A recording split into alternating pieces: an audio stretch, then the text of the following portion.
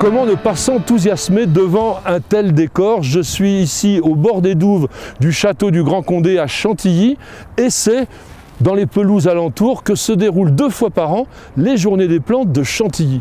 C'est la première, la plus importante, la plus grandiose, la plus diversifiée de toutes les fêtes des plantes de France. Et je vous propose dans cette émission de découvrir un des exposants, ou plutôt une. C'est une jeune femme, elle s'appelle Daphné Travers. Oui, le nom est bien connu. Ce sont des pépiniéristes spécialisés dans les plantes grimpantes et notamment les clématites. Elle va nous parler de sa passion et aussi vous donner les meilleurs conseils, notamment pour les planter. C'est tout de suite dans notre émission Saga Chantilly.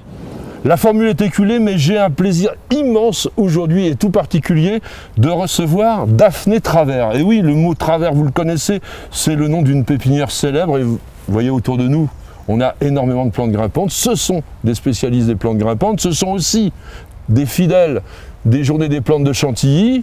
Et là, j'ai la dernière génération, 6e génération avec Daphné. Bonjour Daphné. Bonjour Patrick. Justement, raconte-nous un tout petit peu l'historique, même si tu es la plus jeune, tu dois le connaître. Bien sûr. Les pépinières Travers, elles ont été créées en 1870 par mon arrière-arrière-arrière-grand-père. Wow.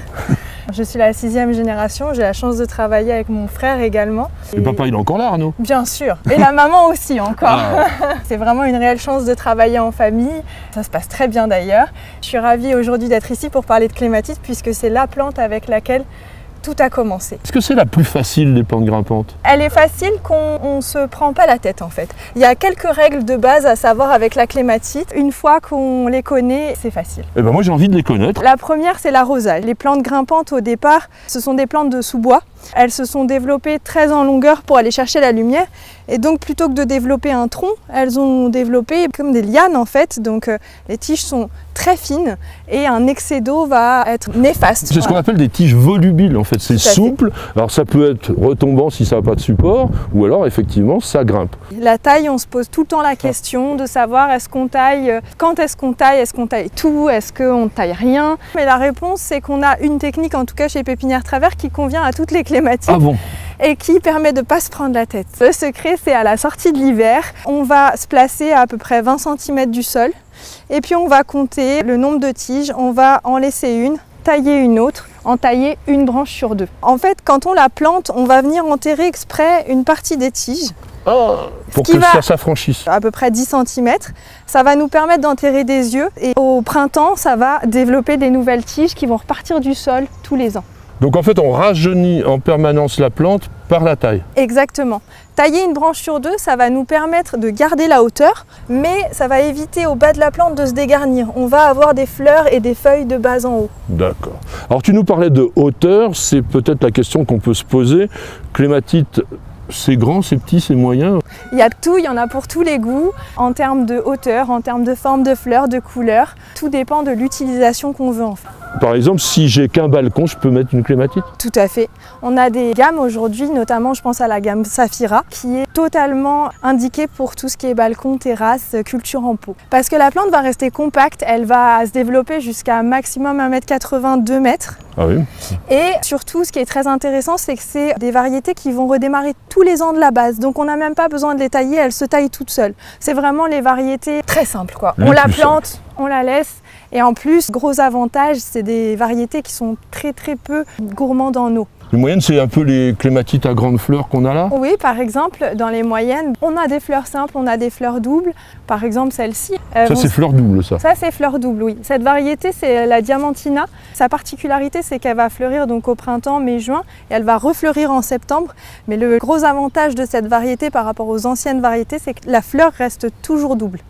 Souvent, les anciennes variétés, la floraison de printemps était double et la floraison d'automne était simple. Ah, déception. Celle-ci, elle reste tout le temps double. Et donc, elle va monter jusqu'à 2-3 mètres. Donc elle est idéale par exemple à associer dans un rosier arbustif, dans tout ce qui est arbuste, mettre une clématite dedans, c'est super parce que du coup les tiges vont se fondre et seulement la fleur va ressortir.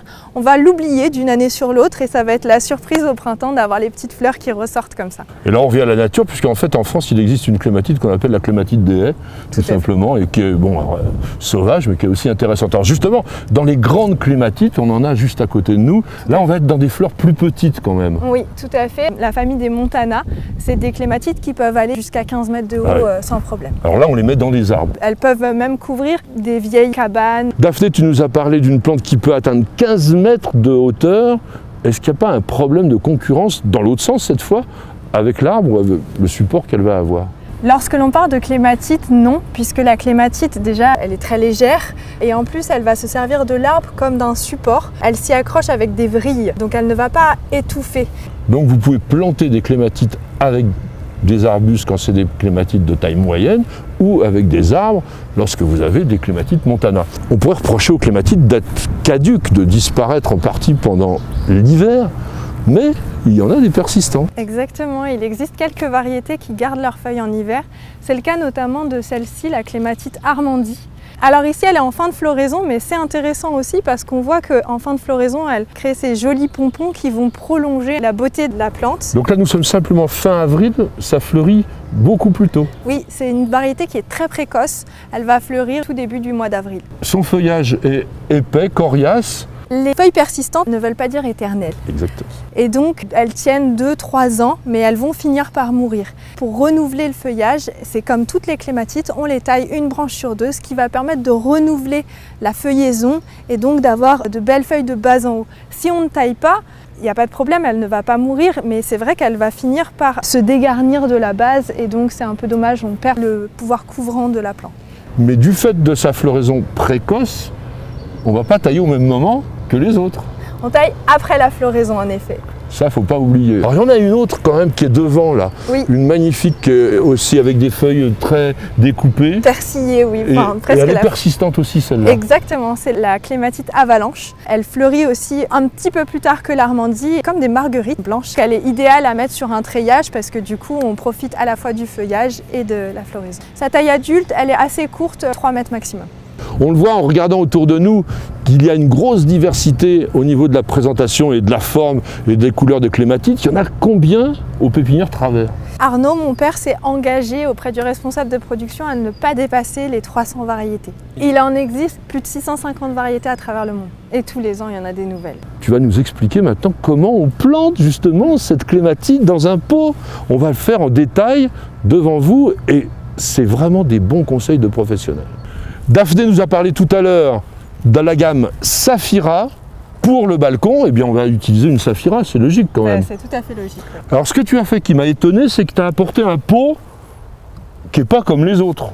Alors c'est vrai que les racines vont vers la profondeur et il faut systématiquement un pot comme ça pour réussir une clématite. J'ai un petit peu exagéré, mais oui, c'est ce qu'il faut retenir, c'est que c'est plus important d'avoir un pot profond qu'un pot large pour tout ce qui est grimpante. On va mettre évidemment une couche drainante au fond, donc tu as des billes d'argile. Tout à fait. Elles sont ici. Vous pouvez mettre de la pouzzolane aussi si vous voulez. Dans un pot comme ça, tu en mets quoi, 5 cm? Oui, à peu près. Et après, on a un terreau. Il doit être à la fois relativement consistant, mais léger, souple, aéré. Et ça, c'est très important. Là, il y a des petits morceaux de bois. C'est utile, c'est important. Et il faut aussi qu'il y ait un côté un peu spongieux pour que ça retienne l'eau. Exactement. L'important, ça va être de retenir la fraîcheur. Il ne faut pas que ce soit trop fin parce qu'en effet, sinon ça va être trop humide pour les tiges de la clématite. Il faut que ce soit comme dans un sous-bois, toujours frais, jamais trop sec, jamais trop humide. Tu vas la détacher d'abord. Juste le maillon du bas. Tu as tapoté légèrement pour désolidariser la motte. Là, on a plein de racines. Moi, j'ai tendance quand même à vouloir les démêler pour que ça ne fasse pas vraiment un chignon comme ça. Oui, tu fais ça aussi? Mieux. On voit que la plante a été quand même super bien cultivée parce que quand on a un système racinaire comme ça veut dire qu'elle est costaud. On me disait il faut planter la motte couchée. Oui. Et le but de planter couché, c'était vraiment d'enterrer une partie des racines. Ah ouais, d'accord. Donc j'ai choisi exprès un pot très haut, ce qui va me permettre en fait de la planter droite et pour autant d'avoir quand même un petit 10 cm de tige enterrée.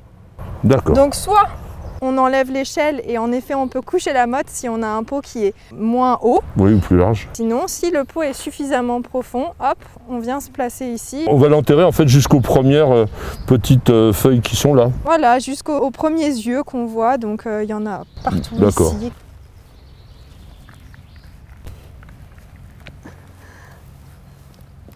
On enterre bien le début des tiges.